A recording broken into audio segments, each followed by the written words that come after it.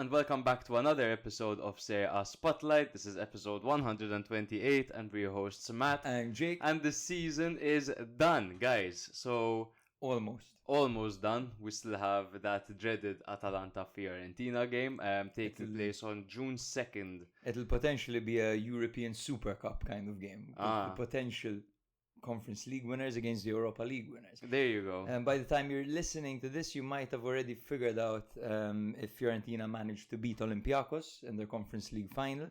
As it stands, of course, this was the ideal day for us to record this week as it's action-packed with playoff games and European games. Yeah. As our goal of the week, we obviously chose the goal that confirmed Empoli's survival. Mbaye Niang turns out to be the greatest coup in January. What a season he had since comring. I've got actually a few statistics on him. He's got 14 games, 6 goals and 1 assist since arriving. Literally, he solved Empoli's goal-scoring problem single-handedly. Granted, most of those were penalties, but you still have to score them, and he definitely has. Well, it's not like Caputo, Destro, or Spendi were doing it. You know what I mean? So they needed someone, and Mbaye Niang turned out to be their guy. And I think that might have been, as the commentator alluded to, the most important goal of his career. Yeah, that's because he hit the post against Barcelona, and he didn't score that chance. Exactly. That would have been lit, Niang. That would have been lit. But this is great. He missed 2 big chances coming on for Empoli this game because he didn't start. He came on. He missed 2 big chances. He could have been sent off for a second yellow card, but he wasn't, fortunately enough. And then eventually Cancellieri did play him the ball, and he scored the winning goal in the 93rd minute. The scenes were impeccable, man. Yeah. That's not why we're here today, guys, as much as we will be discussing the relegation dogfight, rather, that took place, that ended with Empoli surviving against all odds after beating Roma. Udinese beating Frosinone also in dramatic fashion. So Frosinone going down to Serie B. We will be discussing all that, but the main reason we're here, brother, is for our team of the season and our tops and flops, baby. And unsung heroes. Unsung heroes. Yes, so there's a bit of poetic license over there. Yes, sit back and enjoy as we try to find an unsung hero in the Sassuolo team. Literally. But let's start off with the relegation situation. There was Empoli-Roma, which Empoli opened the scoring. Udinese, Frosinone both heard the news. Okay. Empoli opened the scoring, so we both need to bring our A game now, right? Because whoever loses this game goes down. Absolutely. And then Roma equalized, and then they got word about it. Then Roma scored another, but it was VAR'd off. So they would have been hearing all that news back and forth, but it did end with Mbaye Niang scoring in the 93rd minute to get them the victory. Udinese scoring late on as well through Keenan Davis. Yes. And Frosinone going down, bro. And Frosinone actually played really well against Udinese, striking the post. Zortea was inspired, cutting in on his left and shooting. They were playing really well, and it was kind of harsh to watch them get relegated. But at the end of the day, the way I view this and the way I console my sorrows towards Frosinone is that they are a team composed of loaned players. And that's unsustainable. When you look at the majority of their starting 11, they're not players that they actually own. They're loaned from Atalanta, Juve, Inter. You know, so I guess it does make sense for them to get relegated, because some of the teams coming up have very interesting projects. It's true. Unfortunately, Catanzaro won't be coming up. That's an update. The final is actually going to be between Venezia and Cremonese. The first leg takes place on Thursday, and then the second leg shortly after that, essentially. Empoli have a lot of work to do now that they're staying in Serie A. They kind of have that Sampdoria syndrome. Their players are aging. They don't have a lot of players that could get the ball in the box. They rather have old strikers that are there to finish off.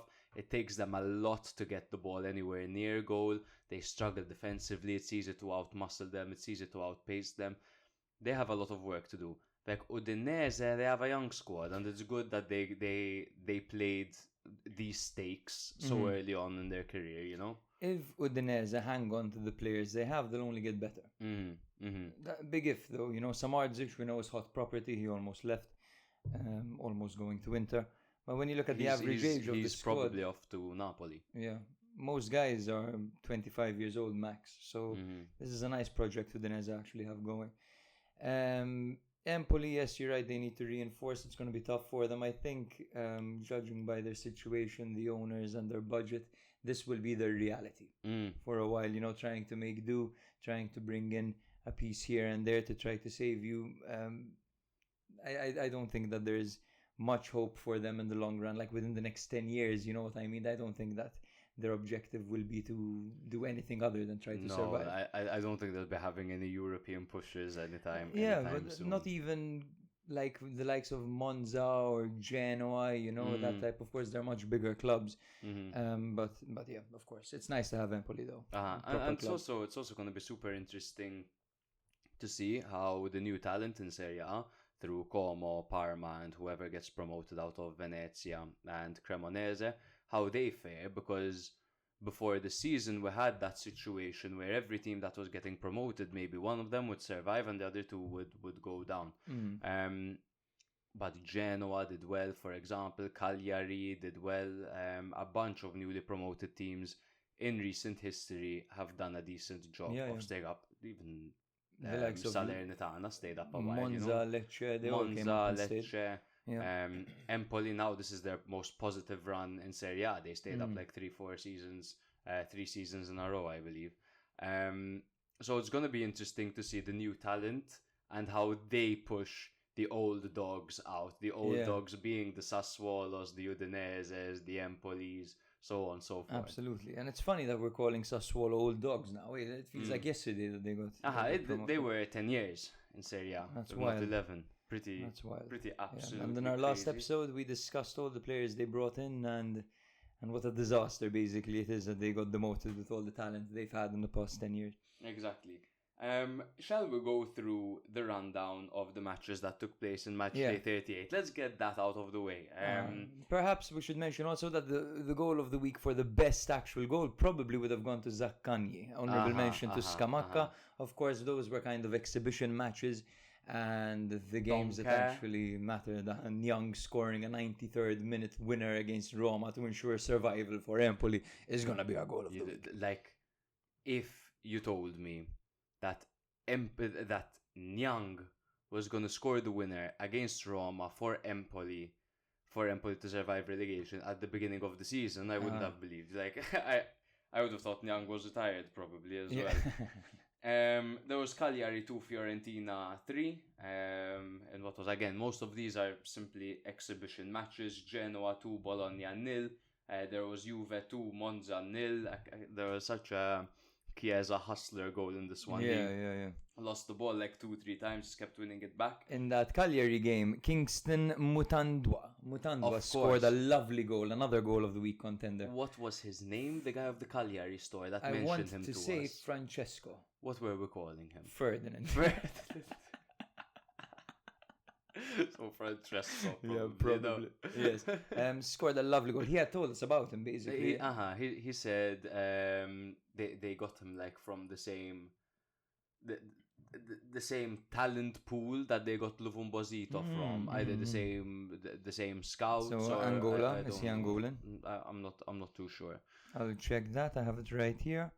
Kingston Mutandwa from Zambia.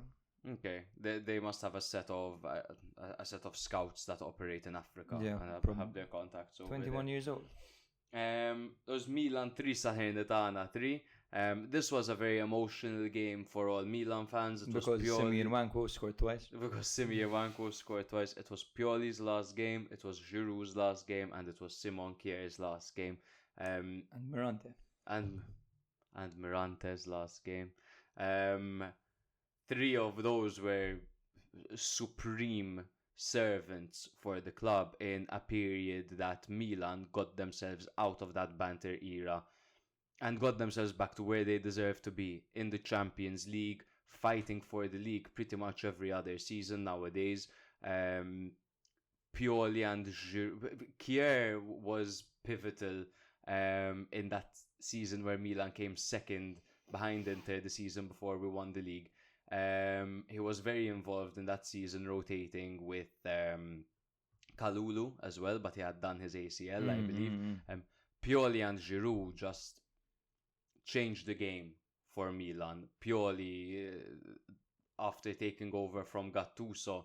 He only instilled faith. Everyone believed him purely for 4 seasons. Like it was a beautiful thing. There was togetherness in the Milan camp.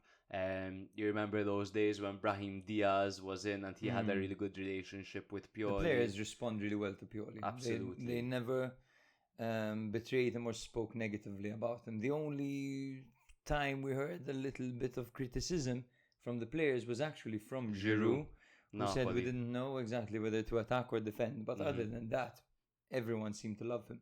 Absolutely. And how can you not love him? What a fantastic leader he was. And Milan owe him a lot. And he is one of the few managers to get over 100 victories with Milan. He will go down in history. Right now, recency bias might kind of blur what he's achieved. Successes. But when you look at where Milan were when Pioli was brought in, he turned it around. Yeah. And you can say, of course, maybe with the help of Zlatan coming back then, but of course he was the manager and he raised the level all round of the players in that 11. And they were young, you know, Theo Hernandez, Leao, they were all young. He made them who they are today. Literally, no. And he steered the ship for all of these players. He pushed them into the right direction. And for one last time, Pioli's on fire. Ooh. La la la la la la la la la la la la. Great memories, boss. And Giroud, obviously, just scoring goals, handsome as ever. Just the most clutch goals, the most beautiful goals. The most trademark Giroud goal was that one against Spezia. Oh yeah. Last minute. Oh yeah. Very putting acrobatic. His leg where I can't even put my head. Yeah. Giroud, man. The thing about most of these players that we saw their last game, Kier, Giroud, this was their best ever season. Mm-hmm. Like Giroud, to think he had his best ever season at the age he's at, 37. Giroud had very consistently good seasons at Milan, bro. Everyone was always talking about, but we can't rely on Giroud because of his age. You yourself have made that comment before as well. I mean, but every single season, he absolutely fucking delivered. He was asked too much. He was asked to be in the prime of his career and play 2-3 games a week, which was impossible. But he always fucking delivered. And I don't feel like he slowed down in quality, in hunger, or in anything whatsoever. He just kept on delivering time after time, Giroud. And just to show how hard it is, when Jovic was given this season. Exactly. Fucking hell. He's got all those goals, assists, and the clean sheet. When Jovic was given the start, he demonstrated how difficult it is to play from the very beginning and to score because he didn't even manage. And Jovic was coming on and scoring with Giroud to his side. Exactly. Giroud was knocking those balls down for him. He has double figures, goals and assists, I believe, Giroud. The kit I am wearing is an El Shaarawy kit, and Milan's new kit that we saw this game against Salernitana kind of looks like it. Yes. It's got white on the sides, though. Yeah. It's a beautiful kit. I can't wait to get one. Yeah. There was Napoli 0, Lecce 0. Not too much excitement going on over. There's Napoli. Finally, guys, congratulations. The season is over. Napoli fans must have hated the season. Right. The worst title defense in history. Literally.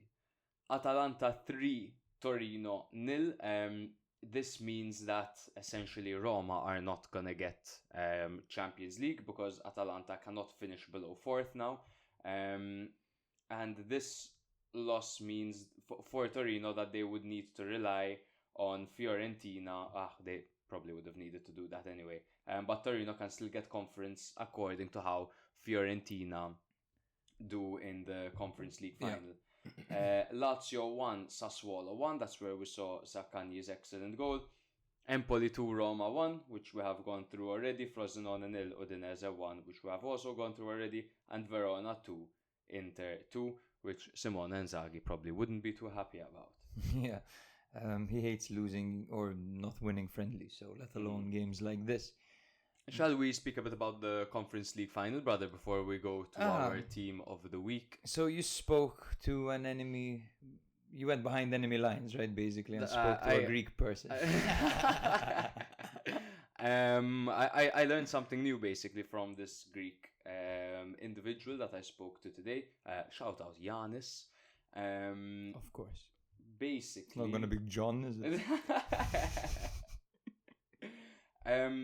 Jose Luis Mendilibar. He is the manager of Olympiacos. Okay. He was the manager of Sevilla last season. Okay. The team that That won won the the- Europa League over Ooh. Jose Mourinho's Roma. Okay. Doesn't have many other successes in his history, and if you look at the How teams, did he end up at Sevilla? What's his history? So he was pretty much in Spain his entire career. So he started off at Athletic Bilbao's youth team, and then he moved around a bit with Baskonia. But in most recent history, like from 2004 onwards, Eibar, Athletic Bilbao, Valladolid, Osasuna, Levante, back to Eibar, Deportivo Alaves, and then at Sevilla. So he was one of those managers that was always in the picture, kind of and thing. grinding, doing it properly, it seems. Yeah. He's a former player, right? And they He's a tend to- former player. He played for Athletic Bilbao. He has 106 appearances over there. I'm not too sure where these teams come from, but he had most of his appearances at Sestao. He had 34 goals in 275 games. A Spanish club. They're a Spanish club. Okay. Founded in 1916. It seems that Olympiacos' best players as well are guys that I haven't really heard of, and then a splash of throwbacks. So, They for have example, Podence. who is Podence, good. that's one of the He was at throwbacks. Wolves. And bro, they've got what's his name? Jovetic. Yeah. Dude, Stefan Jovetic. But what we're seeing from them this season, bro, is that they've cut the bullshit, the weird bullshit they were doing before. James Rodriguez, Marcelo, and all of these just to kind of one up their opponents. Who look at the pull power we have here at Olympiacos, kind of thing. They've cut that bullshit entirely. This means a lot to them because they didn't win the league this year. PAOK won the league. Oh shit. Yeah. So they're gonna want this, and they are the first Greek team to make a European Cup final. Wow. So this means a lot to Olympiacos, and we saw what they did to Aston Villa, bro. They mauled Aston Villa. Everyone's talking about fucking Aston Villa, how they finished 4th in the Prem, and good evening, Unai Emery, and all this and that. Yeah. I think Olympiacos could actually, bro, get it done. Of course against they can. Fiorentina. Yes, it's a final, right? It can go either way. When you automatically favor a side in a final, history will show you that anything can happen. For example, Unless it's Real the time Madrid. Cruyff faced AC Milan, for example. Remember that? The time, of course, we don't remember it actually, but we've heard the stories. Recently, the Atalanta-Leverkusen game. Leverkusen strong favourites and they lose 3-0. Absolutely anything can happen, and let's see who gets it right on the day. This is going to be a big test for Italiano. We know that what Fiorentina have to offer. We know that they're going to love to keep the ball. Let's see how Olympiacos set up. I expect them to be tight, compact, and to try to hit on the break. I expect, and if Fiorentina thought that West Ham was a tough atmosphere last season, the Greeks, bro, the Olympiacos fans, they can be pretty crazy as well. So I'm expecting a devastating atmosphere for Fiorentina once again. Yeah, they'll do more than blow bubbles. Yeah, exactly. The odds are 3.1 for a victory for Olympiacos, 2.4 for a victory for Fiorentina. Over 2.5 goals is 2.15, which is a naughty one, and under is 1.67. So those are just some odds for you guys. Shall we go into our tops and flops? Not tops and flops. Starting 11. Starting 11, alright. Starting 11. All right. We did a real boomer thing, you and I, a real millennial thing. What? We both wrote them down on paper. Yeah. Yeah. In fact, my team is a picture of my I diary. don't want to look. How shall we do this, bro? You go first. I think we should do one position each. No, wait. We should do one department each. Okay. So, for example, we go goalkeeper. Yes. Mm-hmm. So, wait. Our formation is 3-5-2 to mirror Inter's formation, of course, who won the league. Yeah. Goalkeeper. 3, 2, 1. Di Gregorio. Okay. Di Gregorio. Yes, of course. It was between him, Sommer, and Vanya. Yeah. Well, to be honest, for me, it was between him and Sommer. It was between him and Sommer, but Di Gregorio took it no problem. Di Gregorio just and I just went based off what I saw. Because And Di Gregorio he is simply just fantastic, eh? faces most shots. I could have fucking put Okoye there. Yeah, because yeah. I saw him pull the most miraculous saves this season because he faced most shots. How can I give it to Sommer when he was so well protected? Yeah. Sommer did great, and it's good to see that a team like Inter can, in inverted commas, they thought they were downgrading from going from Onana to Sommer.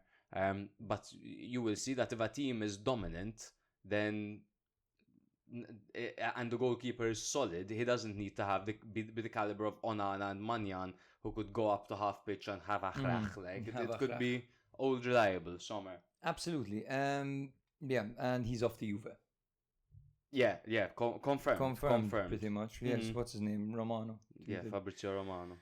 So yeah, fantastic for Juventus fans and for Juve themselves. They have another great keeper for the next God knows how many years. You said it perfectly. He's the Vicario of the season. He's the Vicario of the season, absolutely. How funny, I called Vicario and you called Di Gregorio. It's true. Next season we'll see who calls the next one. And now we've got 3 at the back. I think we should just take it in turns to say them. So say your 3. So I went for Bastoni, Calafiori, Bremer. I did the same, but then I changed one of them. You brought in Buongiorno. No. Wait, what the hell is this? Bastoni, Calafiori, Mancini. I don't give a fuck, bro. I don't give a fuck. Because he's done it. Bremer had an excellent season, but Juve's second half of the season is the most devastating they have ever had in their careers, and defensively they were weak. Yeah. In big moments, Mancini was the guy for Roma in the Europa League, in the Derby, and I just think that as a character, as the captain of a team, he deserves to be in the final 11. Fair enough. Mancini was quite impressive this season. However, I did see him make a few mistakes that the likes of Bremer, Calafiori, Bastoni, and even Buongiorno to a certain extent haven't made. Because Buongiorno for me was a tough guy to leave out. Yes. And then even Gila. Gila was good, bro. Was good, but that's more towards the second part of the season. Yeah. And that Gila was super. But yeah, okay, very close so far. I understand One difference. Bremer is a better defender than Mancini. I just thought that moments made his season this season. Fair enough. Let's go wingbacks. Yes, wingbacks. So, wingbacks are right in inverted commas because this isn't exactly functional, the right side at least.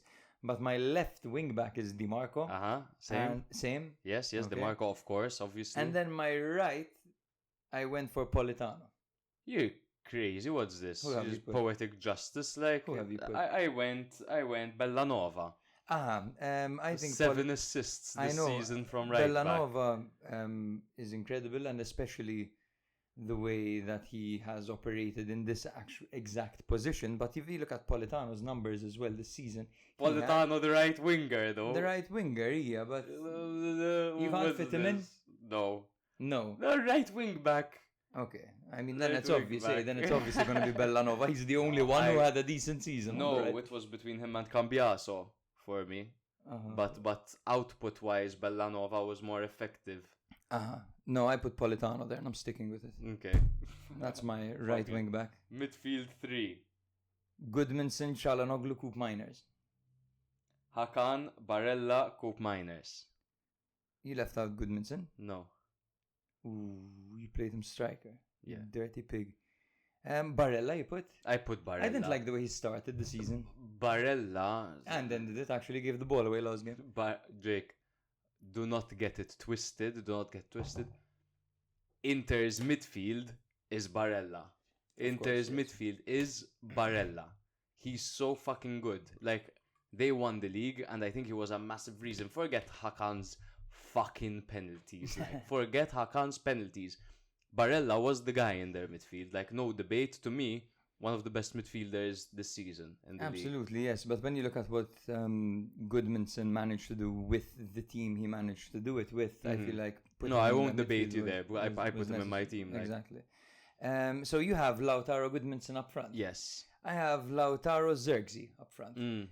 It was going to be Lautaro Thuram, but my thought process was that Thuram had Lautaro by his side. Zirkzee didn't have fucking anyone by his side.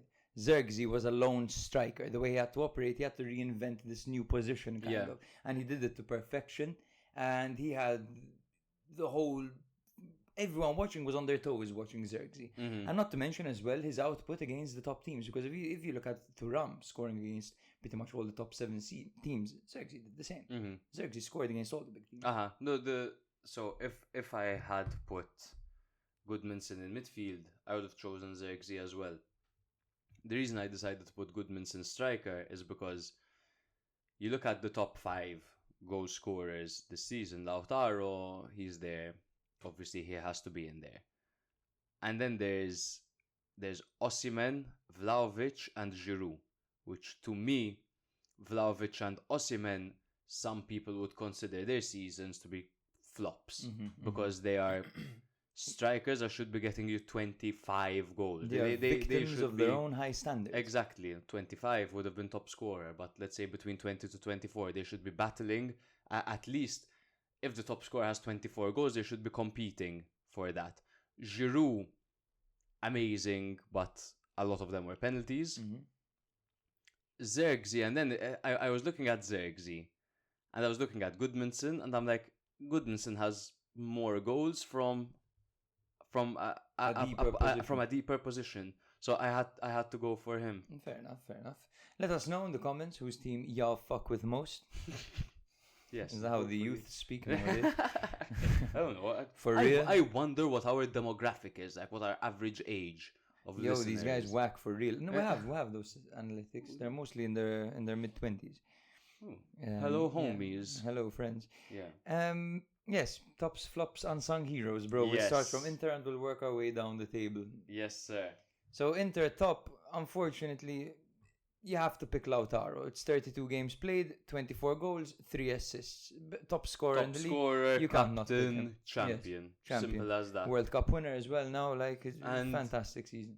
Hakan is a shout. Di Marco is a shout. Barella is a shout. Thuram is a shout. I just think that Lautaro is the only player that was capable of turning a game around by himself. Not that they ever needed it, but he was the player that was capable of doing that this season. Yeah, and the most effective.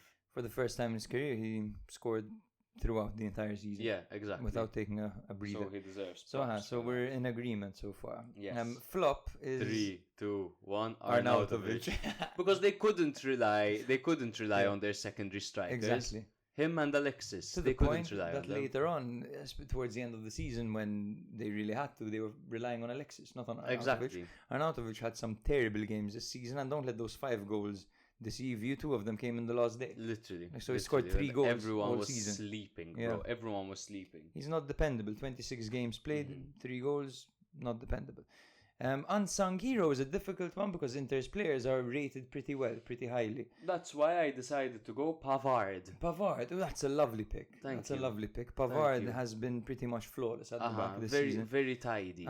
Very tidy. For me, it was between Mkhitaryan, who that's I think a is good unsung, who's very unsung, but I will always pick Di Marco in this situation. I don't feel like he's so unsung though, Di Marco. But he was my first one. If you hear people talking about football in general and talking about left backs and whatever, Di Marco's name isn't brought up. On a global scale, even when he is unsung. When people think Serie A, they think Theo Hernandez. You know, it's Di Marco's pretty bloody good, man, and the way Inter operate, the way they transition, a lot of that play goes through Di Marco. And they had a player like Carlos Augusto who was benched, ready to start, and we know what he's capable of. And he was left on the bench for Di Marco. I'm not gonna argue at all of his qualities and how effective he is, so on and so forth. Now, I don't know if it's the case that because we rate him so highly. I think that's the case. Is it unsung to us? I was getting that, bro, with like the 19th placed team. I was like, but I think he's rated quite highly this one. No, he's not. So if y'all think that Di Marco is rated perfectly well, then I'm going to go Mkhitaryan because he is so industrious and hardworking and technical and so explosive on the break still at his age. Yeah. So I'll go for one of those guys. Milan. This was tough. This was very tough. I almost did something like ridiculous. Top. So top. I went Theo. You went Theo? I went Theo for top. I went Pulisic, man. You went Pulisic. Because it was his first season. I get you. Scored. But top isn't about exceeding expectations. That might be unsung hero. That might be flop or unsung hero. But top is the person. Granted, when I think Pulisic, it's true he didn't really do it against score the against big the top teams. Uh-huh. Yes, that can be quite a point to criticize him for. However, I don't feel like there was a moment or like a month where he disappeared. Where he was sucked. always No, he you're was absolutely always right. there, you know. And his output was always not output. His movement was always correct. He was always involved. He was always lively. He came on and changed games. He started. He played well. For me, he impressed me this season, Pulisic. I did not expect him to impress me this much. 100%, 100%. And he was in the debate in my head. I just thought that, at a point, Theo sometimes was playing left back, center back. Yes, center back, and just for a player that is so athletic as him, you would expect him to get so many more injuries, and there were so many hidden points that he would get Milan just by being so fucking street smart, just by getting a player sent off, just by fucking winning some time, just by going down at the right time to relieve some pressure off his teammates. He's the smartest player Milan have in that regard. I think so. He is, and keep in mind, there were a lot of occasions this season where he captained the team when Calabria was left out. So I really did see those leadership qualities come out in Theo Hernandez this season, which is why I gave it to him. My second, and who was going to overtake him, was Manyan. And I'll explain why. It's not because Manyan had the best season he's ever had for Milan, because he's probably had the worst season he's ever had for Milan. But still, in the big moments, bro pulls off mad saves. Yes. Mad but saves. my player of the season can't be a goalkeeper who, in fact, it wasn't yours either, who misses so many games. When you look at it though, Pulisic in 32 starts has 12 goals and 8 assists, which is pretty mad. 20 goal contributions in 32 Look at starts. Giroud's numbers and look at Leao's numbers, and you'll debate giving the top to them as well. Bro. Yes, however, I can't give my top to Giroud simply because without the players around him, I know that's kind of a bullshit argument, but that's how I thought about it. Without the players around him, Giroud wouldn't have been capable of doing what he did. Where you're coming and he does come with his limitations at his age, you know. Like sometimes those flicks piss me the fuck off. You know, I mean, granted, he did actually rack up those assists.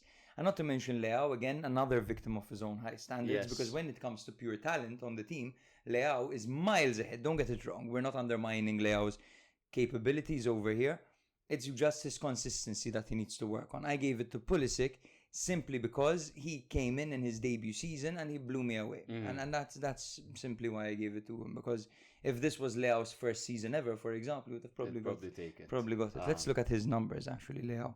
He's got 9 goals and 9 assists. The fact that Pulisic actually managed to come and do better output-wise in his first season is in a position that Milan struggled with for so many seasons. And in a position that we're not even sure Pulisic is preferred in, right wing, you know? Who's your flop? My flop is Malik Chow.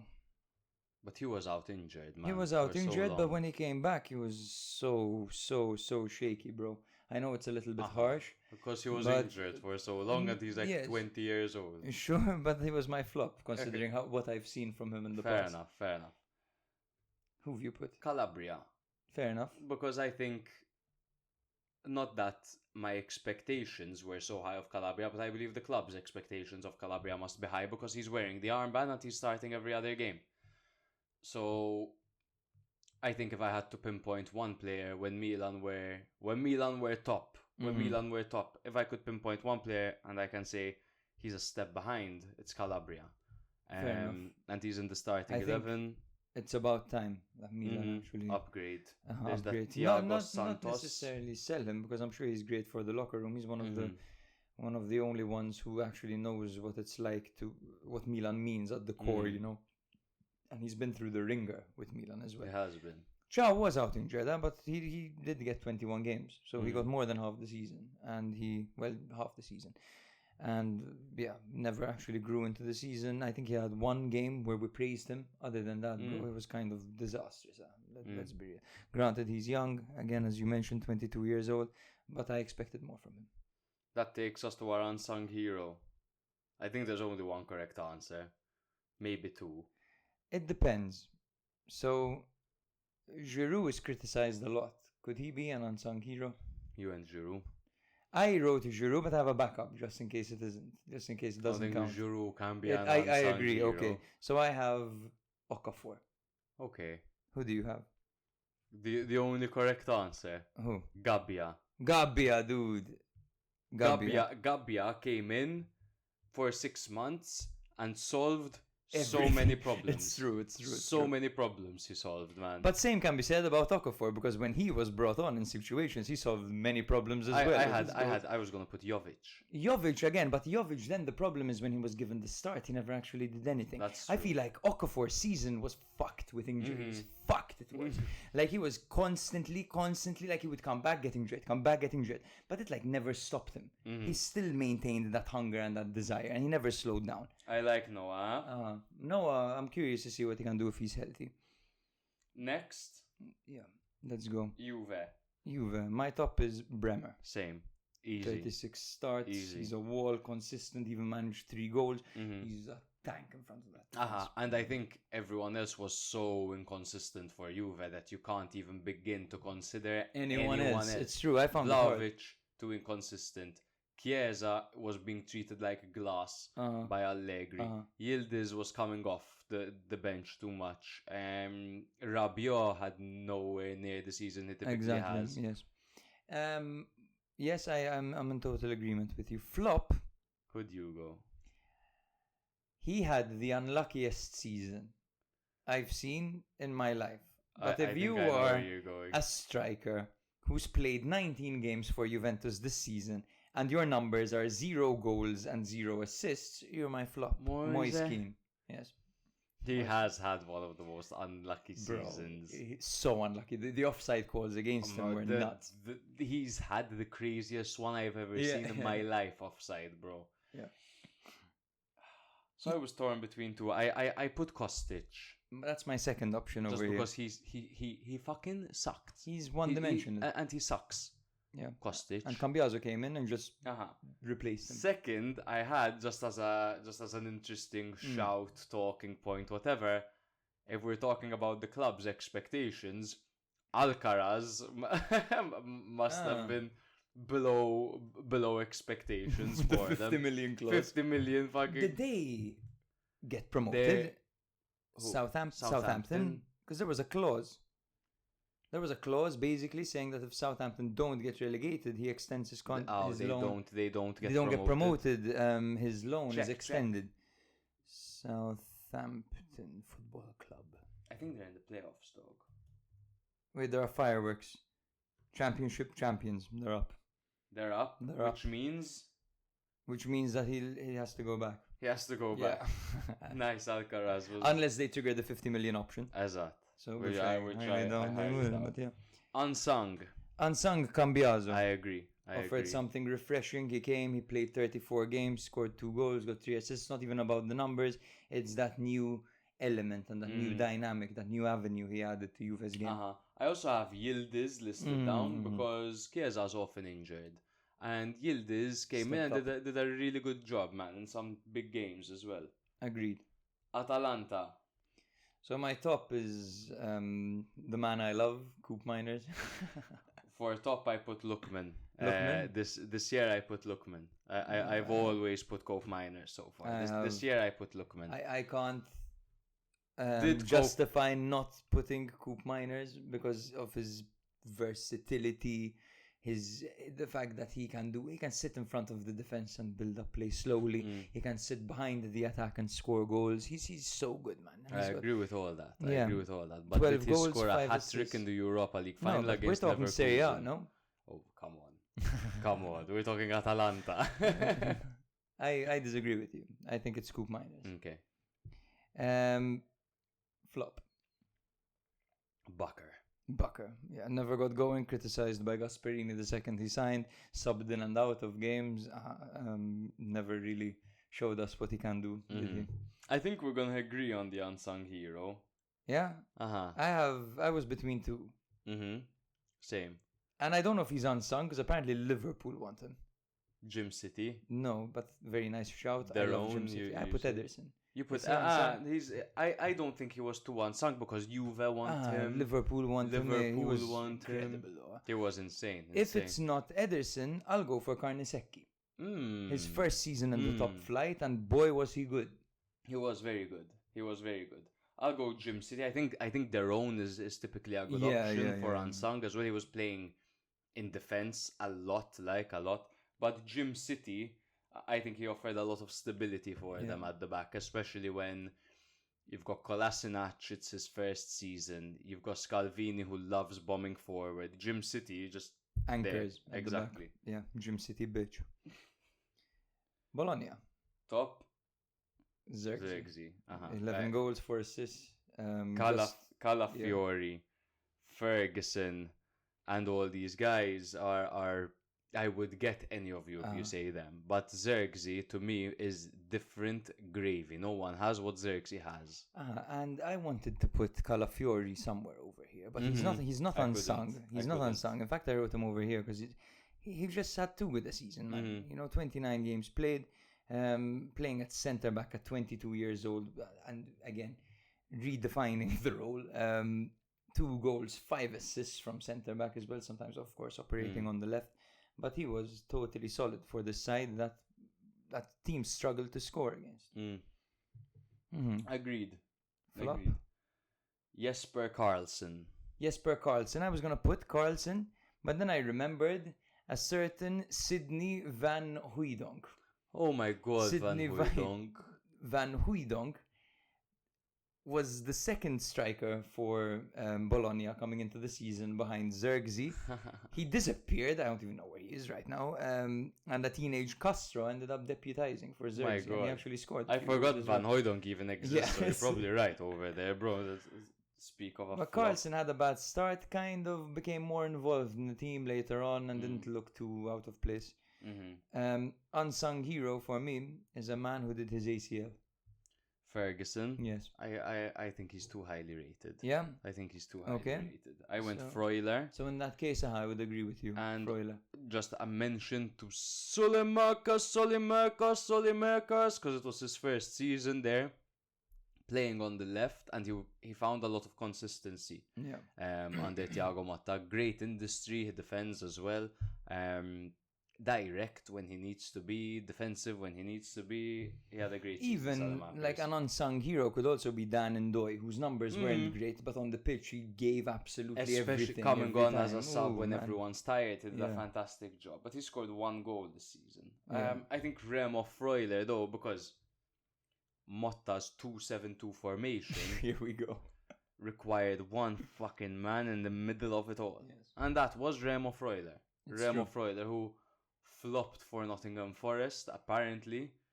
But then he came back, utilized in Motta's system, gets Bologna 4th.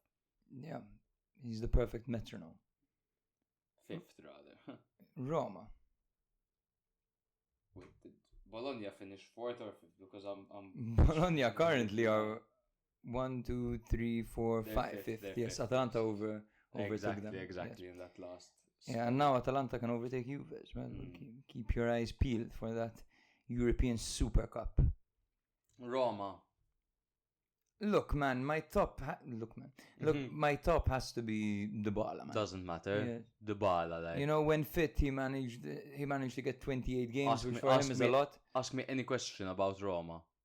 Dybala. What's their emblem? Dybala. Very good. Thank you. What's De Rossi's first name? Dybala. Very good. 28 games, 13 goals, 9 assists. A pretty good season for him. He actually managed to stay quite fit for it as well. So, yeah, he'll be the top over there. You agree? Dybala. Flop? Renat Sanch. Oh my God, I forgot about him. I put Rui Patricio. Well, it's not a bad shout at all, bro. I was looking at the stats. Guess how many goals he prevented? -3.5 goals. Tell me how the hell is that possible? Minus 3.52, meaning if he wasn't in goal, he would have conceded less. Literally. Yeah. Zvelar played, of course, 15 games coming in. He made 4.1 saves per game. He's 24 years old. And his goals prevented was 1.16.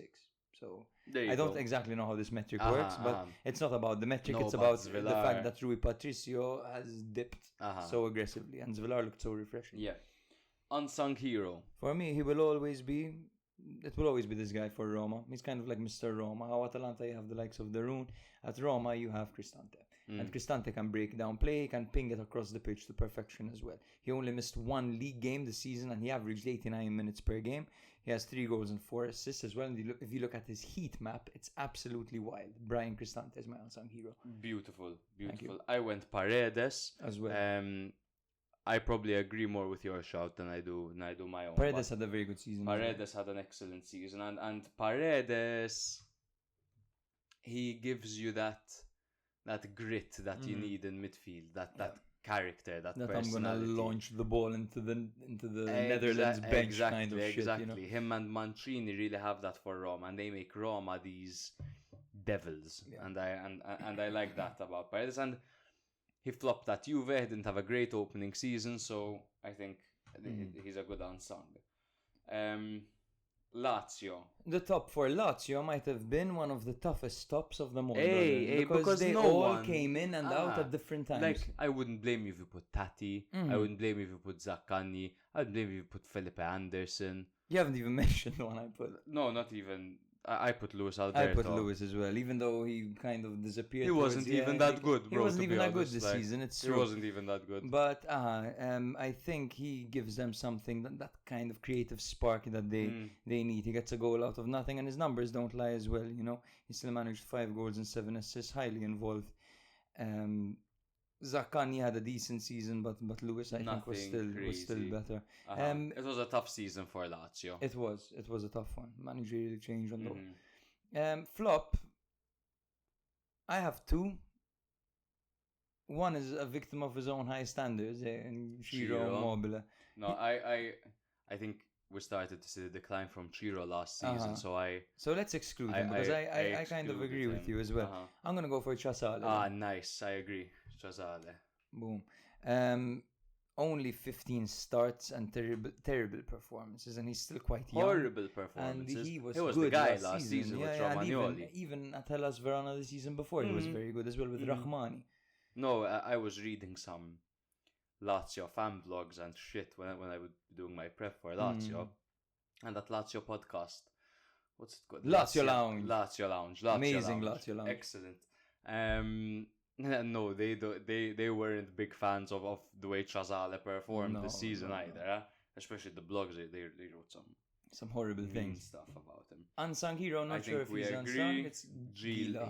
Yeah, it's either Gila or Hila. Okay, one of them. But I think he's unsung because he took Casale's place easily. And I don't think, unless you watch Lazio, I don't think you know how good he is. Who he is. Who Hila is. Yeah. Because Hila, he's got that Quarta in him. He's got that Scalvini in him. And he is such a fast centre back. His recovery is immense. His slide tackle is brilliant. He's got that 90s slide tackle. Yes, bro. I love his slide tackles, man. Yeah, very good defender. I don't think I've seen him make a mistake, to be honest with you. Fiorentina. Top. Nico. 28 games played only, but still the top with 11 goals, 2 assists. He's ferocious when he's on the pitch. He's crazy. At the start of the season, the way Bonaventura was playing, he looked like he should have been the top. But he dipped, exactly. He dipped and came back now in the last match. Exactly. With a final trademark Bonaventura goal. Exactly. Yeah, so I think Nico Gonzalez is pretty much uncontested over here. Flop. I put in Zola, yes. Zola because at least Bellotti presses. Bellotti presses. I think Beltran, they found a place for him. They're like, look, play a bit lower down. But in Zola, he picked up a bit at the end of the season. I have made it abundantly clear that I thought that Fiorentina should have never signed him to begin with. He's not the player for Fiorentina. Bro, but there was this one game, man.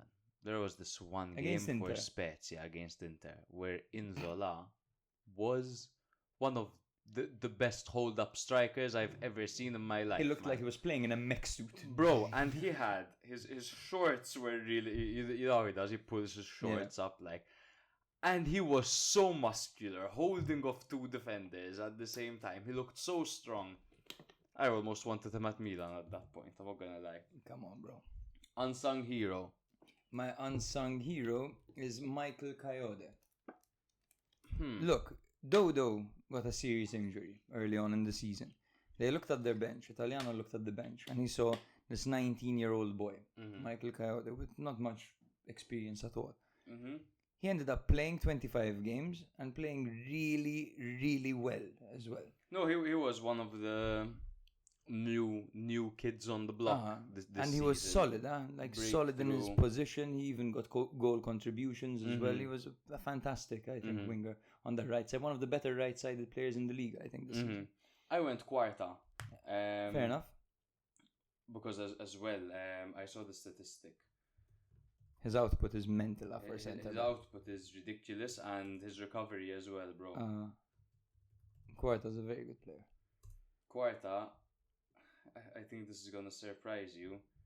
The amount of goals he has this season. So he has 5 in Serie A. He has 2 in the Conference League. And he has 1 in the Europa League. He has 8 goals this season. Do you know that once Caldara scored 9 goals in a season in Serie A for Atalanta? Yes. How crazy is that? I can't even imagine it. We saw his debut this season with Milan coming on, and Milan were leading 3-1 and they fucking drew 3-3 with Simeon Wanko. Yeah, wild. But that's a good shout, Quarta. Yeah, I think he's often overlooked, and as well, his teammate doesn't do him any favors in Milenkovic. It's true. So Quarta had to shoulder a lot of responsibility there. Torino. Top, I put Duvan. It's so difficult. It was between Buongiorno, Vania, and Zapata for me. I went for Zapata simply because he has broken that curse of Torino not being able to score goals.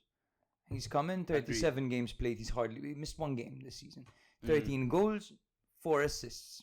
Cross into the box and he's going to get it. Like how crazy though Buongiorno has been, eh? Like last season, Buongiorno, you remember he was my unsung hero last season, and still there wasn't too much raving about him. I was talking about how his aerial duels and how many he won, so on and so forth. But this season it feels like all eyes were on him, and he's suddenly become super highly rated. Yeah, it's true. Flop. So unsure about this. I know my flop is Lovato. I agree. But there's also Vlasic. Fair enough. But Lovato, for his age and the fact that he's played 26 games, so it's not like he's not getting a chance, is not developing as expected, man. Yeah. He's not as good as he should be. I agree. When he was at Hellas again, he showed great potential. Funnily enough, one of his best ever games was marking Duvan Zapata against Atalanta. He kept him in his pocket the whole game. Nowadays, I don't see him as a very strong or formidable centre-back at all. He was kind of mid starting season. in the beginning of the season. They got Tamez to replace him. Yeah, exactly. Not even a defender. Yeah. That's how shit Lovato was, to be honest. Fair enough with the Vlasic shout as well. Even Radonjic could have been a shout. Where did he go halfway through the season? Disappeared. I think he left.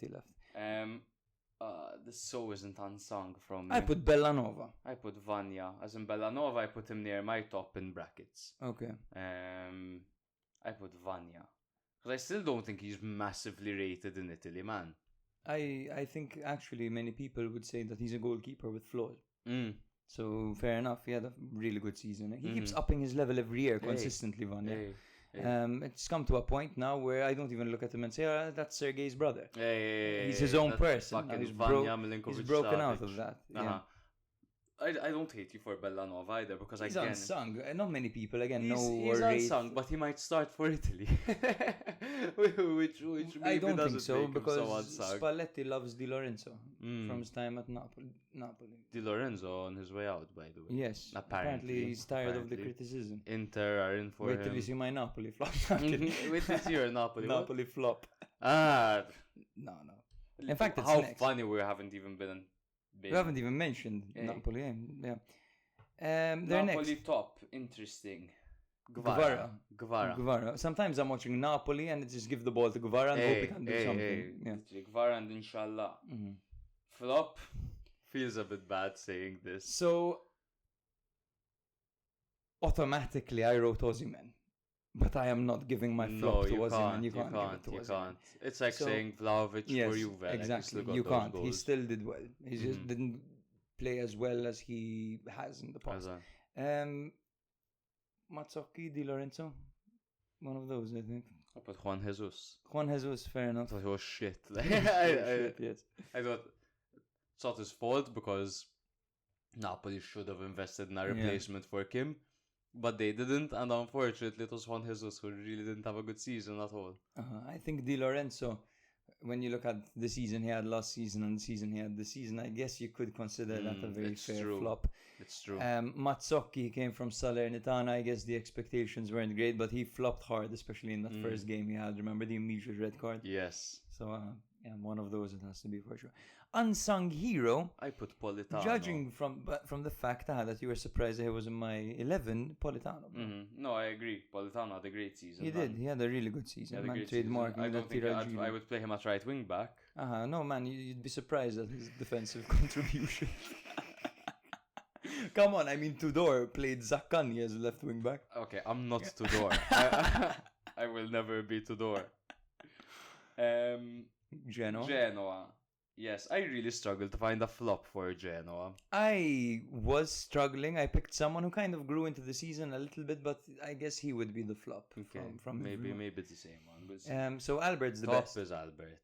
Love Albert. 35 games played, 14 goals, 4 assists. No, he's no joke. No joke. You give him the ball and he'll dribble everyone. If there is anyone in the world, just the amount of people that have been over here and Genoa are on, I was like, just keep your eyes on Albert Goodmanson, that one. Everyone that's watched him, that I've shown him to, went, oh, this guy's insane. Yeah. This guy is silky as fuck. Yeah, that's the palest Brazilian I've ever seen. Yeah, literally. Yeah, for those of you who don't know, he's from Iceland. Yes. Flop? Aaron Martin. I went Haps. Fair enough. Again, the expectations weren't as high as Aaron Martin's. Aaron Martin, let's remember, was hailed to be the new Criscito joining Genoa. I think he didn't really live up to it, therefore making him a flop. Oh my god, you remember that whole thing with Criscito when he missed the penalty? Which one? He had missed a penalty that was like again in the Lanterna, was it? But then he scored one to confirm their survival. Something like that. I remember a heroic moment for Criscito. I still like Criscito. Very cool left back. He once won me the league. You always had him on Fanta. Oh my god. Guys, I won the Serie A Spotlight League. Which means we don't have to buy the spot heads again. Exactly. I get nothing, man. I get nothing. And I felt like, I don't know, man, it took a lot of work. And I get nothing for it. I finished second in the other one. You won the cup in the other one. I won the cup in the other fucking Fennex. They were just the dawns of Fanta. Where did you finish in this one, though? 7th? No, it's 8 teams. Or 10 teams. It's 10 teams. I finished 7th, I think. I think you finished 7th. I did really badly. You did terribly. I was often a man down. That defensive thing didn't work out. But anyway, let's move on before I start thinking too much about it. Unsung, I think we'll have the same one here. Morten Frendrup. No. Johan Vasquez. Oh, very nice centre back. But I put Frendrup simply because I don't think he missed a game. One game he missed 37 appearances. Same with Vasquez. Fair enough. And Vasquez is one of those highly involved in the attacks as well, the offensive play. But Frendrup, I think, is a midfielder that could start for many teams in Serie A. It's true, He's very good. And it's a good shout. Not many people talk about him. And he's super good. Frendrup is a great shout. Johan Vasquez also has like great leadership qualities, which is the reason I like him. Aggressive. He invades your personal space when defending. You know, gets all up in your shit. He's the kind of guy that, like, he has that Rudiger to him. Yeah, you know, yeah. He would pinch your nipples and bite your neck. Like, my God. Jesus. Monza, top. Colpani or Di Gregorio? I went Di Gregorio, man. Fair enough. He was super. He was super. Colpani was great, but especially in the opening 10 games of the season. Like where did he go, right? Exactly. Di Gregorio is, I think, the most logical top. Flop. Lorenzo Colombo. I agree, Colombo. Lorenzo Colombo, 4 goals and 1 assist in 25 games, and there's a player who's on his 4th loan spell in the last 4 years. He has to be doing better than this. 4th loan spell, and they bring in a 34-year-old striker to replace you, man. It's not good. And the striker is so one-dimensional. It's Juric, who we love. He's on the wall behind us, of course. Milan Juric. Cool player, but when you're a young buck, a stud who's out on loan to prove himself, trying to make a future playing for Milan, you've been hailed the new Batistuta. You know, you need to be doing much better, bro. Hailed the new Batistuta by who, bro? By who? When this guy was in the youth project, I remember with Primavera, he was scoring a goal every 30 minutes with the youth team. This guy, he was super, Lorenzo Colombo. Camarda, relax, don't let it go to your head, bro. Don't let it go to your head. Please don't go to City. Shout out Papu Gomez from Monza Flop. Yes, it's a shame his son's medicine had steroids in it. Fuck, man. Unsung hero, I put Captain Fantastic, Pessino. Yes, great shout. Leader, never any bullshit, always giving his all, scores, gets assists. And again, I said this earlier this season. He shifted his position. At Atalanta, he was an attacking midfielder. Now he plays in a double pivot, and it brings out certain qualities so much more. A, how calm he is on the ball. B, how he could win the ball back and how physical he is. And then C, he's not as great closer to goal. So by elimination, that is his position, and I think he has found his position. For me, the unsung hero is Dani Mota, because at times when I was watching Monza play, I thought he was their star man, he doesn't get enough flowers. I think we'll discuss after the Fiorentina-Atalanta games, and maybe we'll do like a little goal of the season kind of thing. I think Dani Mota has one of the goals of the season. That scissor kick volley was incredible. Yes. For me, it's between him and El Azzouzi, dude. El Azzouzi's goal was crazy. Don't forget Di Marco's goal from halfway. Leao's when he was collapsing to the ground and stuck. But that was in Europe. That was in the Champions League. Was it? I think so. I'm Leao in the Champions League. Yeah. Who scored from half pitch? Di Marco. And from like that on the left. It has to be up there as well. It does. Malinowski scored a few crackers as well. Yeah. Verona. I know your top. It's the man who came in and saved them. Noslin. Tiani Noslin. 17 games played, 5 goals, 4 assists, played striker, played on the wing, totally devastated defenses. Very good player. It almost can't be anyone else, right? I put someone else just because I found there to be one player of core value that was there for longer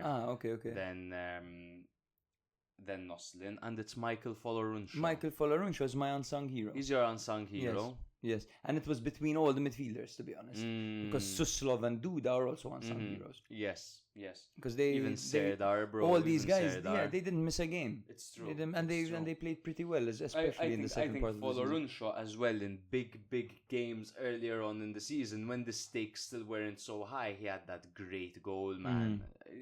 I think. I get why you'd go Noslin, because when the going got tough, they brought in Noslin and he was amazing. They had just lost in Gonj as well. Gonj, Juric, everyone they had lost. And Noslin came in, we called him a nobody, essentially. This is one of these nobodies they signed, and he got 9 contributions. You're like, forget Noslin, let's take a look at Zviderski. And Noslin's like... But, Zviderski had played his role as well and scored 2, I think, very important goals for Verona. Margins. Flop, 3, 2, 1. Thomas Henry. Henry. For sure. He only started 2 games. He got 2 red cards Yes. this season, man. He got 2 red cards. Both like in the 96th or 97th minute, man. He's 29 years old at this point. Uh-huh. This might not be your level. No. Unsung hero. Well, I put Florencio, Pitbull. I put Magnani. Oh, nice. Good player. Defensively. Very sound. Solid. I think in a side like Verona, defensively not great. And when they're in a situation like they were in, where they need to find goals in order to stay up, it's hard to get clean sheets when you're attacking so much. I feel like Magnani always in every single fucking game showed at least 1000% hustle. Yeah. In every single game, he wore his heart on his sleeve and he didn't stop running, man. And I truly think, even by your reaction, I think he's so unsung. He is good. So unsung. He is good. He is good. Up next, we have Lecce. I only felt comfortable giving hard. It gets hard. This is the point where, like, finding an unsung hero, he starts sweating. Look, Lecce for me only have one player who was consistent for the entire season. Okay. And it's Falcone. Great one. He's my unsung. He's your unsung. Because we rate him, bro. I don't think Serie A rates him so much. I think he often makes the highlight reels and everything. He's making a name for himself in Serie A. And I remember watching him when he was at Hellas Verona. Was he originally? Bro, yes, He had said, like, my... No, Sampdoria. He was being benched by Audero. He had said, my goal is to hopefully just stay in Serie A. And he's done it, and he's doing it comfortably. He's a great goalkeeper. Love Falcone. You know, he was a child actor. Yes, it was him. For a second, I thought it was Montepo. No. The main character. Yeah. Who's your top, so? Udon, very good player. Remy Udon. And in brackets, so second place, obviously, when considering Falcone as my unsung hero, Jean-Dre. Jean-Dre had a good season. He had a great season, bro. Jean-Dre. He had a really good season. Fullbacks for Lecce had a good season. Even Gallo had a very good season. That my God, what the hell is his name? You're talking about my unsung hero, Dorgu. Dorgu, baby. There he is. 19 years old again. 32 games played and fit in perfectly. Like, it's true. Gotti came and played him as well as a winger. Like, very versatile. 4-4-2. Yeah. Played really well. Great. Dorgu. It's a shame that we can't put Kristovic and Piccoli, because they were great, man. They were great. Okay, inconsistent, but once they started playing alongside each other and they stopped being enemies and they became started friends, kissing, I feel like their qualities came out more. Flop. I put, just compared to last season, Baschirotto. I thought about it, but then I'm like, am I being a casual and not choosing Baschirotto because he didn't score a lot of headers? No, of course not. No. It's simply about how he looked defensively. Simply about how Lecce weren't as solid defensively, and I think it might have had something to do with the fact that he no longer had Umtiti holding his hand, where he looked very good alongside Umtiti. Pongracic played really well this season, I thought, for the most part at least. And Baschirotto, I thought was beaten a bit too easily at times. He was my flop. I expected more from him. I expected him to step up. They looked a step behind, Baschirotto. I went Sansone. Okay. But to be honest, I agree with you quite a bit over there. Now I know I wasn't going crazy when I had that thought. Udinese. Top Samardzic. No. Lucca. Lorenzo Lucca. Top. I love Lucca. You know how much I love Lucca. But I feel like without Samardzic, Lucca wouldn't have been able to do what he did, because Samardzic wasn't even starting a lot of the time. He got 34. He played 34 games. How many minutes? No, I'm sure his average minutes per game was incredible. He was coming on quite a lot, bro. But that's because of the rumors, man. I think when it comes to actually players on the pitch, like his quality is next level. And even Thuvan, let's not get it twisted. Thuvan played a bit less, but his average minutes per game, Samardzic is 70, granted. I think Samardzic was the glue for this team. And that's why he's the player who's mostly sought after. But when it comes to Lucca, bro, this is his first season in Serie A, and he looked so comfortable.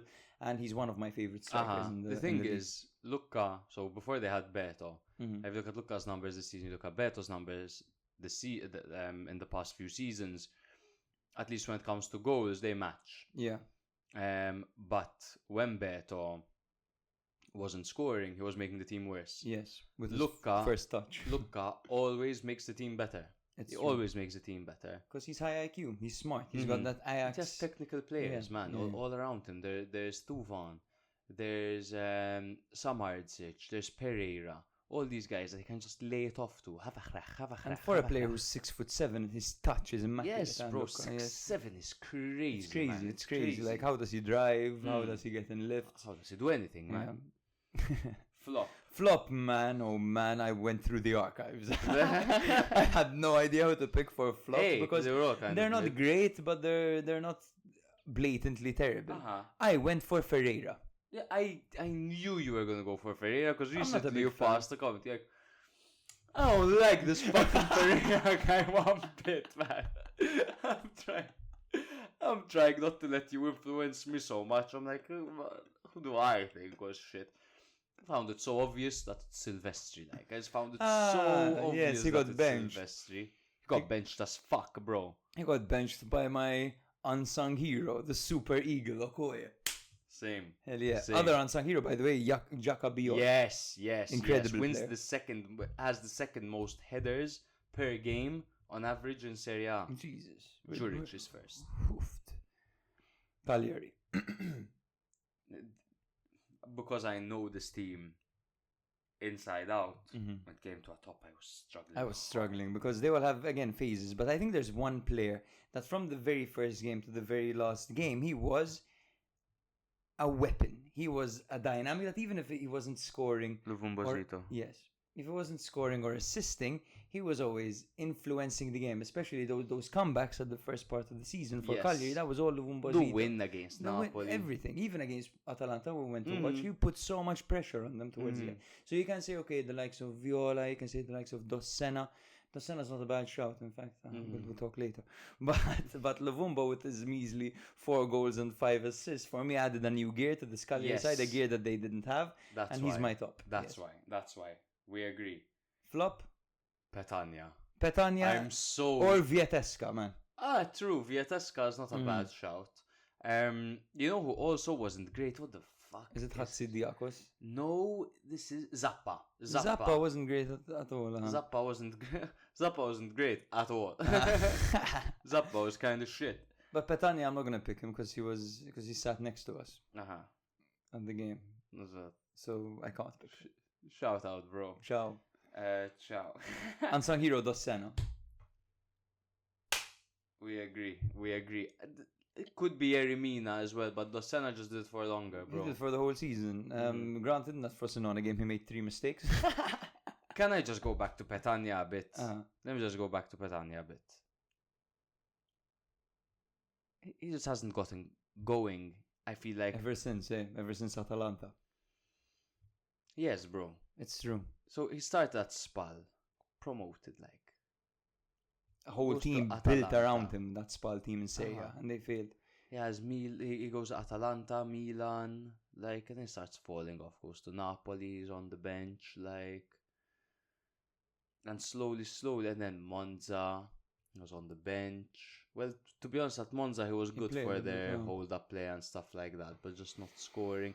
And now Cagliari. It's not happening for him. He's like 3rd choice at Cagliari, bro. I think they play with 2 strikers. I think he has like off the pitch interests. I think so. He likes nightlife. Like, he has his girlfriend. He's into fashion and the kind of like the mini celebrity scene. You know, I think he has these interests. Good for him. Good for him. I mean, he's a young millionaire at the end of the day. You know, I mean, who am I to bloody tell him he's not? Of course, he's a millionaire. So yes, sad. He's probably the flop. It's disappointing because he is nicknamed the Bulldozer for a reason, right? Because when he was younger, when he was sharper, he was a beast. At Atalanta, I remember, like, he was a monster. Still love him, man. Still root for him. Of course. Empoli, top. I don't give a fuck. Niang. Same. I Niang. don't care. 14 games played, but guess what? He got 7 goal contributions. He came and fixed their problem. Exactly. Niang. Flop. But Close your eyes. But- I don't know. Close your eyes. Do this. In front of you, you have Destrand Caputo. but I had no expectations for them. It's So I went for Petzella. But before that, Because Petzella is 26 years old, he should be getting more than 14 starts it's true. with Empoli. And how is True. Kakache preferred them? Who had a pretty good Yes, season. quite a good Quite season. good. Spendi didn't Steven. do shit, but Yeah, he's his like dad did 21 years old. What do you mean? His dad had the whole thing. I don't know what he did What exactly did now for. Spendi's dad do, Spendi's bro? dad punched someone in the face or something. Yes. If you have something to say, I can find it in the meantime. Okay. I just feel okay. So Destrand Caputo, you had no expectations for No. them, but they didn't have other strikers, bro. So you have had to have some kind of expectations of them. So in a Serie C match between Cesena and Olbia, Spendi's father ran onto the field, charged towards the goalkeeper Rinaldi, and punched him in the face. Yeah. The headline: Spendi's father throws punch at goalkeeper. That's all you need to know. Yeah. Why read the article? It's right there. You're right, though. They did need someone to score the goals. They brought on the likes of like Cancelleri, Jazzy to try maybe, and add a bit of. You could call those guys flops as well. Granted, them at the end of the day. I'm not gonna Cancelleri go saved them. for either of those as flops. Mhm. I'm not even gonna go Jazzy as flop because he played almost every single game. Uh-huh. How can bro be a flop? Exactly. And He did what he always does. Exactly. He was further away from goal. Mashallah, because he, in front of goal, he's a disaster. Just playing like left wing back, left midfield. It was okay. So who are you gonna go, bro? For what? Flop. No, for flop, I said. That struck up. Okay. So my unsung hero Mm-hmm. for Empoli is Luperto. Great. Mine's Male. Male had a very good season. Male. Nice. But Luperto for me is just so good, man, beyond his years. Like True. Frosinone. Top Sule. Sule, 36 games, 11 goals, 3 assists. Flop, I think, will agree as well. Kai George Kai George. with sure. 8 starts only on loan from Juve and 3 goals. He should have nailed that position. He should have had it hands down. Juve, for his next loan, add a clause. Needs to play X amount of minutes. Unsung, I think, would probably agree as well. Zortea. Brescianini. I put Zortea. Zortea is a good shout. Yes, Brescianini is fantastic. I am a big fan of Brescianini. Scuola Milan, of course, came up from the Milan Academy. Plays with his heart on his sleeve. The next time, pick him. Nope, because Nadir Zortea for me is a fantastic right back. Zortea's on loan from Atalanta. But that doesn't make him a hero, does it? Unsung. He's unsung. Ooh. 19 games, 2 goals, 5 assists for Nadir Zortea. I think Brescianini is a cooler answer, though. Fair enough. Nice. Sassuolo. They're top for me. I don't give a fuck if he only played 17 games. It's Berardi. Because 17 games, 9 goals, and 3 assists. Guess what? Berardi got injured, and everyone just showed how incompetent they were. So how can you pick anyone else? You are absolutely right. I was here writing Thords vet. That's what I did. That's what I did. To be honest, I'm cringing. I'm saying towards vet at top when Berardi did what he did for as long as he was there. So it has to be Berardi. Berardi, it has to be. Flop. Where do you even begin? Flop is, let's just say, this guy's hung like a horse. Why do I say that? Like Castillejo. Yeah, it's true. Castillejo forgot he was biggest there. flop. And Castillejo was a signing that before failed. you guys think anything, Castillejo actually has like a massive dick. There's a photo of him in what am I doing, man? There's a photo of him in white shorts and everyone can see his huge dick. Okay, next. Thank you for sharing. That was Matthew Fenech, 3 hour. What? Why? So yes, you can pick between Josh Doig, you can pick between Volpato, Ruan Tresoldi. There are so many. Personally, I think every single season Ruan Tresoldi shows us how he shit deserves he to is. be in Serie C. Yes. But Doig and Volpato didn't do them, so especially Josh Doig. I think It's he true. should have done better. It's true. But fair enough, how would the Castillo shout? I totally forgot about him. We just Because goes to show what a flop. Because he was playing at Milan. Berardi went out injured for an entire season. He didn't even get a sniff at right wing, his first position, the position he played in with Milan. Absolutely. The unsung hero can't be a defender, it can't be a goalkeeper, it can't be Pinamonti, it can't be Lauriente. I thought Enrique was a little bit shit, to be honest with you, in important moments. He'd play alright and he'd lose the ball and it'd be a goal. Everyone was shit though, man. I put towards it. Unsung. If he's not top, then it's towards vet. Yeah. Okay, let's do that, bro. Yeah. So put Berardi top, unsung towards vet. Nice. Salernitana. Here we fucking go now. Here's a top. Candreva. 34 games, 6 goals, 6 assists. Who else are you gonna pick? He was having cracks, from distance. It's true. Flop. Now I asked you a question. I asked you, do we have rules? Can we pick someone who hasn't played? And you said no rules, right? So the flop has to be Dia. I did this. And you picked a random person. Boateng and Manolas next to each other. You picked them both? Whoever it lands on. Nice. Gyomber also was a bit of a flop. Gyomber was quite shit. Unsung hero Chauna. With Maggiore, I think didn't really do great for most of the season. Towards the end he picked up. Chauna, towards the end he picked up as well. Chauna, I agree with you. Chauna. 4 goals, 3 assists. He was the guy doing this. Exactly, was doing some of this. Scoring some crazy goals and missing easy ones. Exactly. This is so much fun, bro. I love... We keep going, we do Serie B.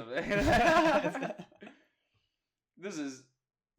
it's a staple of every season for us. We end it with a good old tops and flops. Then we threw in the unsung, you know what I mean? It's been a fun season, man. I can't believe it's been the end of our 3rd season doing this. Yes. 3rd season doing we're gonna start season 4, bro. Crazy. Here we are with our video setup in our studio. Slow and steady wins the race, Adji. Slow and steady wins the race. To that, bro. Cheers, huh? Cheers. Well done. That's the season 3 of Serie A Spotlight. I think we still have a couple more we'll do a few more episodes to go. The season isn't even over yet. Because there's Fiorentina, Atalanta, there's the Serie B playoffs, which we'll do an entire rundown of, and then there's the Conference League final. Champions League final, which, by the way, have you realized yet? Have you been made aware of what's happened to us? And we have absolutely no say in this. No, the wedding. The wedding. Is at the same time as the Champions League final. I have diarrhea. To be honest, this gland over here has been a bit wacky. Good thing I'm in a confined space with you. We each get a portable charger with us. Fuck it. I don't give a fuck. Who gets married during the Champions League final? Who gets married during the Champions League final? I'm gonna say it. What kind of man gets married during the Champions League final? La man. Yeah, that's absolutely detrimental for the Fenix, but fuck it. Fuck it. We'll move. We'll watch the Champions League final on our phone. As long as it's on the Serie B playoff final. You know what? 4K, bro. We might just be with our VR headsets. Thank you guys for an amazing season. I'm not gonna bid you such a strong farewell because we have some more episodes for season 3. We never stop in reality. It's true. Because if we stop, the stats all go red and we start panicking. Are the Euros gonna be season 3 or season 4? The Euros can be season 3. It makes sense. See you announcement right here, right now. Euros season 3. Love you all. Take care. This is Serie A Spotlight. If you like Serie A or have ever liked it in the past, it's a good opportunity for you to listen once a week and you'll get filled in. In the football weekend, that's like the main dish. But then a few days later, you drop your episode and that's like the dessert. And the dessert is just perfect. It's good, the cake. It makes it feel like we're all sitting in a room together, just BSing with each other. The atmosphere is fantastic. I promise nobody will ask you to send boob pics. Sometimes it may be good, sometimes it may be shit. I love how you go into so much detail and show so much passion towards each and every team. Literally, no team is left undiscussed. When I listen to you, it's like I'm talking to you in a pub. It's like I'm chatting to a friend and you're chatting to me.